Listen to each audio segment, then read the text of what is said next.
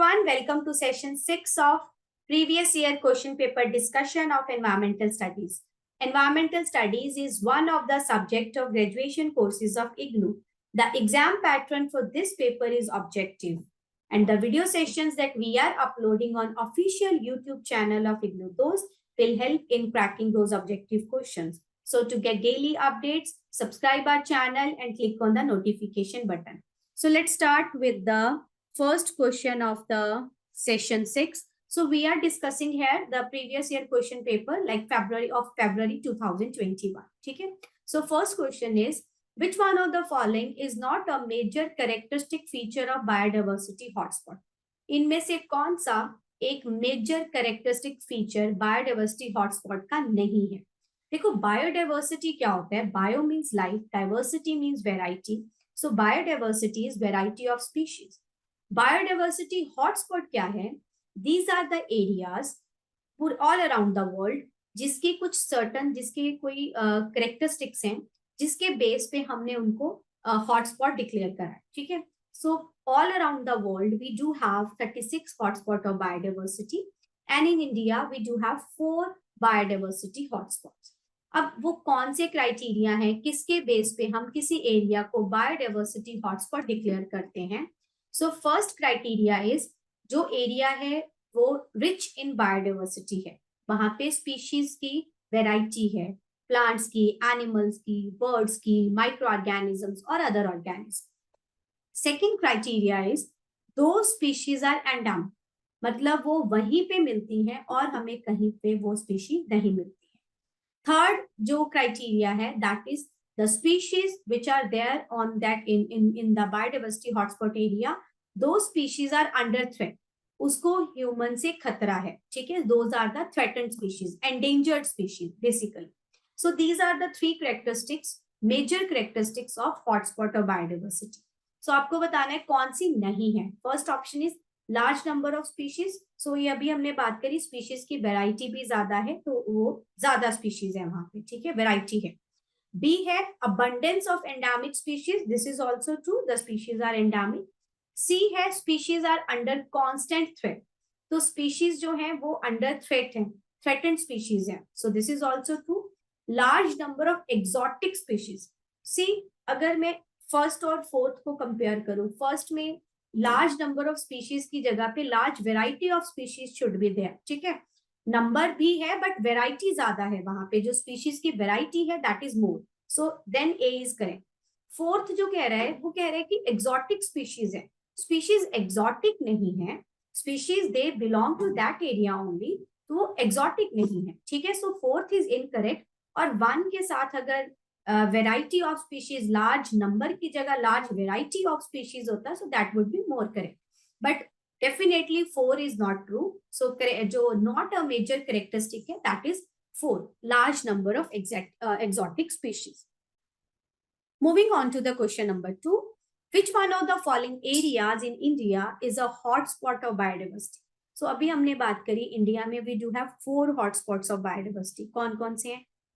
Himalayas, Indo-Burma region, Western Ghat, and the new addition is Sundaland. ठीक है. सो इसमें option में हमारे पास है सुंदरबंस. सो सुंदरबंस नहीं है, सुंदरलैंड है.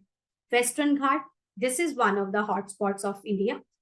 Then Eastern Ghat no, Gangetic plain no. So correct answer is Western Ghats, B.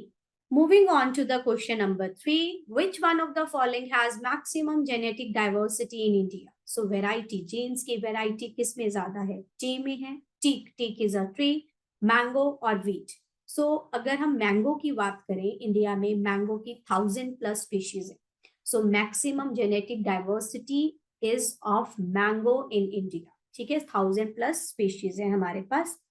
Question number 4, which of the following has maximum percentage of availability of water? So सबसे ज्यादा पानी की अवेलेबिलिटी किस में है? क्या रिवर में है, क्या लेक्स में है, एटमॉस्फेरिक वाटर है या ग्राउंड वाटर? देखो इनमें में से सबको कंपेयर करूं तो जो एटमॉस्फेरिक वाटर है उसमें फिक्स्ड कॉम्पोजिशन नहीं है पानी की, मतलब पानी की जो परसेंट है वो फिक्स नहीं है, दैट इज चेंजेबल. ठीक है. अगर हम लोग ओवरऑल अर्थ की बात करें, अर्थ का वी डू नो 71% जो एरिया है that is covered with water. लेकिन उसमें major portion is of saline water, salty water, marine water, that is 97.5%, and we are left with only 2.5% of fresh water. देखो जितने भी हमारे नीड्स हैं, daily needs हैं वाटर की, whether we are using water for drinking purpose, for bathing purpose, for cleaning purpose, for washing purpose, सब चीज के लिए जो हम पानी यूज करते हैं that we do use fresh water. जो फ्रेश वाटर है वो हमारे पास कितना है 2.5%. सो द होल नीड्स जो हमारी हैं that is meet by the fresh water. So 2.5% को अगर मैं 100% कंसीडर करती हूँ, because this is the water which we use, है ना. सो 100% वाटर 2.5 को मैंने इक्वल कर दिया कि दिस इज माई 100% वाटर. तो उसका major portion is present as ice and glacier. So ice and glacier में जो पानी है that is also fresh water. So 2.5 का ऑलमोस्ट 69% जो पानी है, 68.7% is present as ice and glaciers. ठीक है. उसका 29% ऑलमोस्ट जो पानी है that is present as ground water, and 0.26% is present as surface water. Surface water हम किसको कहते हैं, रिवर्स को या लेक्स को हम सरफेस वाटर कहते हैं. ठीक है. सो जितना भी आपका फ्रेश वाटर है 2.5%, आई एम कन्वर्टिंग 2.5% टू 100%. उसका major portion is present as ice and glaciers, that is 68.7%. Then rest of the portion, main portion जो है 68 के बाद जो मेन पोर्शन है 29%, that is for the ground water, and only 0.26% is present as surface water. So maximum percent of availability of water is river, lake, atmospheric water or groundwater. So answer would be groundwater, which is almost 29% of the fresh water. Moving on to the last question of the session. Among the ecosystem mentioned below, where can one find maximum biodiversity? So सबसे ज्यादा variety of species कहाँ पे है?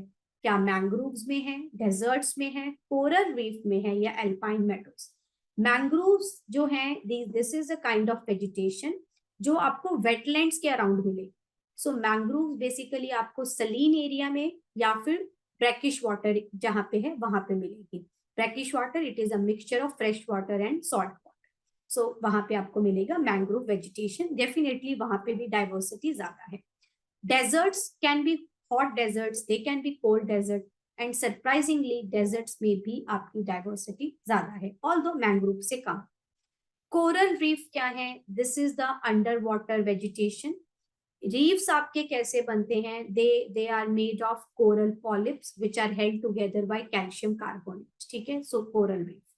Alpine meadows, these are associated with harsh conditions, harsh climatic conditions. तो वहां पे biodiversity सबसे कम है. तो अगर मैं चारों को कंपेयर करूं, maximum biodiversity is in coral reef. So this is the 3 is the correct answer. So this was the last question of the session. So those who are doing either graduation or post graduation from IGNOU Dost is there to help you out. We at IGNOU Dost are providing live and recorded classes. We are giving value added notes to our learners and helping our mentees for exam through exam period.